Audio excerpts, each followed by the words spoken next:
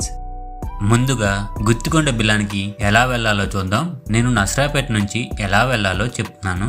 నసరాపేట నుంచి నగిరికల్ అడ్ రోడ్కి 16 కిలోమీటర్ల దూరం ఉంటుంది. ఇక్కడ నుంచి నగిరికల్ వైపు వెళ్ళాలి. ఈ హైవేలో 5 కిలోమీటర్లు వెళ్తే నగిరికల్లు వస్తుంది. ఇక్కడ నుంచి మాచర్ల వైపుగా వెళ్ళాలి.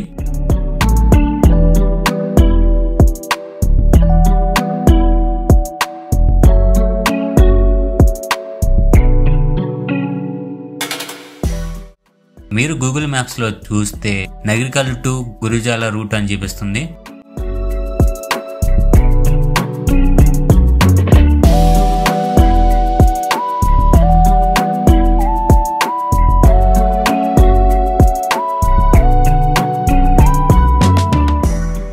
ఈ దారిలో నర్సింగపాడు, గుండ్లపల్లి మీదుగా గుత్తికొండ చేరుకోవచ్చు. నగిరికల్ నుంచి గుత్తికొండ 14 కిలోమీటర్ల దూరంలో ఉంటుంది. ఈ గుత్తికొండ నగిరికల్ నుంచి మాచెల్ల వెళ్లే రూట్ లో ఉంటుంది. నగిరికల్ నుంచి 14 కిలోమీటర్ల దూరంలో ఉంది. అలాగే మాచెల్ల నుంచి 46 కిలోమీటర్ల దూరంలో ఉంటుంది.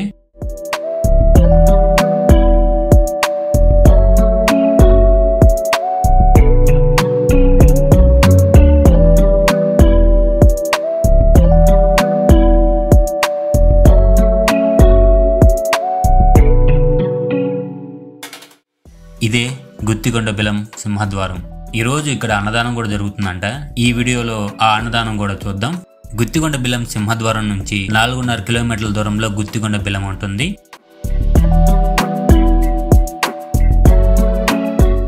ఈ మట్ రోడ్ లో వెళ్తూ ఉంటే మధ్యలో ఒక పెద్ద కాలువ వస్తుంది. ఈ పెద్ద కాలువ దాటి అటువైపు వెళ్ళాలి. ఈ బ్రిడ్జి మీద నుంచి అటువైపు వెళ్ళాలి.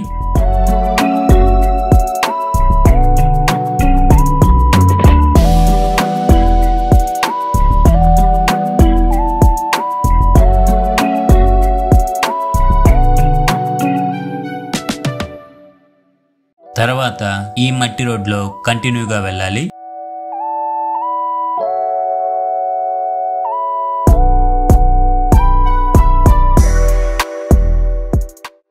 మేము ఫైనల్లీ గుత్తికొండ బిలం చేరుకున్నాము. మేమందరం తొలి ఏకాదశి రోజు వెళ్ళాం.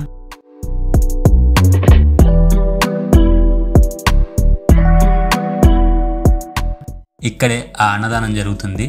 ఈ తొలి ఏకాదశి రోజునే గుత్తికొండ బిలం తిరణాల అని ఇక్కడ ఉన్న బ్యానర్స్ చూసిన తర్వాత తెలిసింది మాకు. తిరణాల కావడంతో పిల్లల కోసం బొమ్మలు ఉన్నాయి. అలాగే పిల్లలు ఆడుకోవడం కోసం కూడా కొన్ని ఉన్నాయి ఇక్కడ.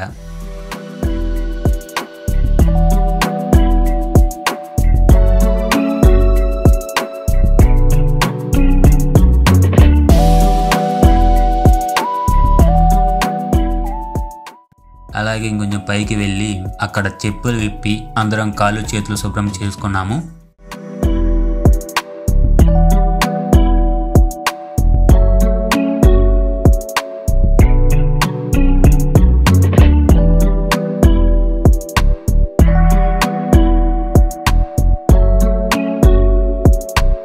ఇక్కడ ఒక ప్రసన్న ఆంజనేయ స్వామి ఆలయం ఉంది. ముందుగా బిలం లోపలికి వెళ్దాం, తర్వాత ఆలయంలోకి వెళ్దాం అనుకుని మేం బిలం వైపు వెళ్ళాము.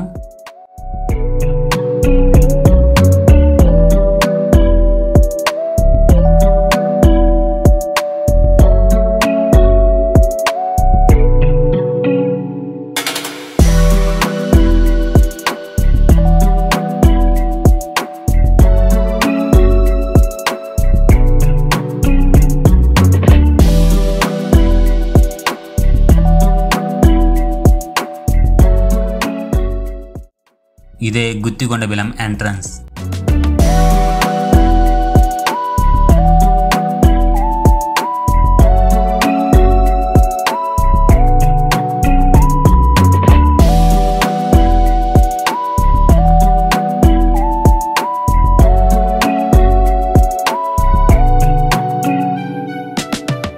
విడి రోజుల్లో డైరెక్ట్గా ఇటువైపు నుంచే వెళ్తారు. కానీ ఈ రోజు తొలి ఏకాదశి కాబట్టి భక్తులందరూ చాలా మంది వస్తారు.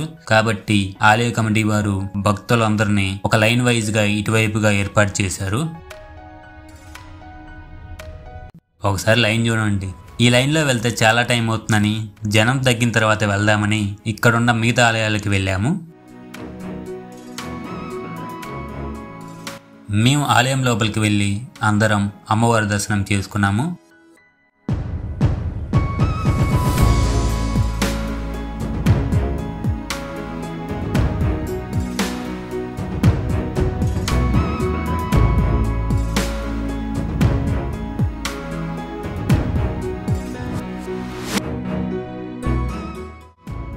ఇక్కడున్న మిగతా ఆలయాలకు కూడా వెళ్ళాము.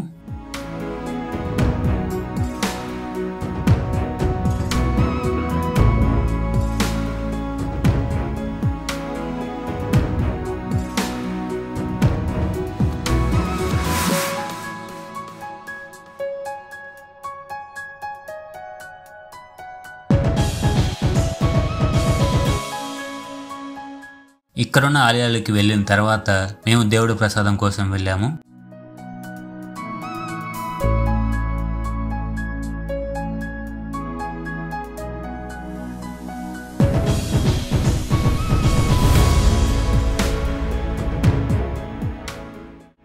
మేమందరం దేవుడి ప్రసాదం తీసుకున్నాము.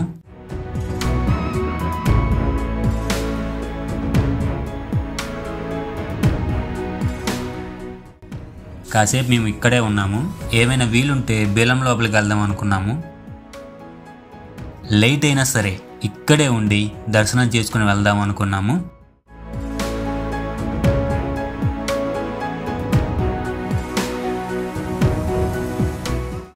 ఇక్కడ ఈ గుత్తికొండ బెల్లంలో మాకు తెలిసిన వాళ్ళు ఒకరున్నారు.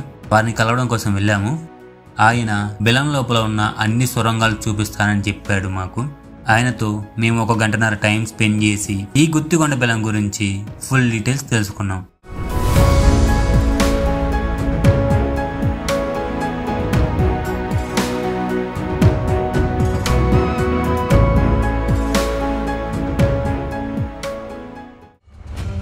చాలా టైం అవడంతో అందరికి ఆకలి వేస్తుందని ఇక్కడ జరుగుతున్న అన్నదానం దగ్గరికి వెళ్తున్నాం.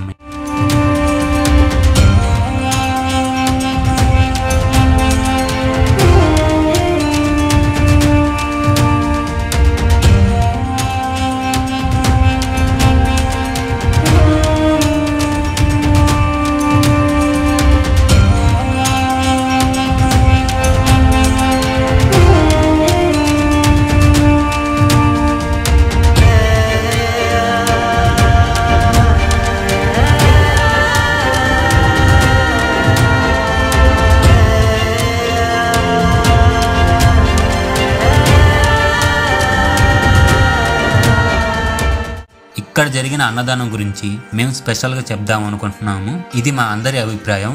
ఒక్క మొక్కలో చెప్పాలంటే ఇక్కడ కమిటీ వారు అన్నదానం మెయింటైన్ చేసిన విధానం చూసిన తర్వాత మేము కూడా ఇలానే చేయాలి అనిపించింది మాకు.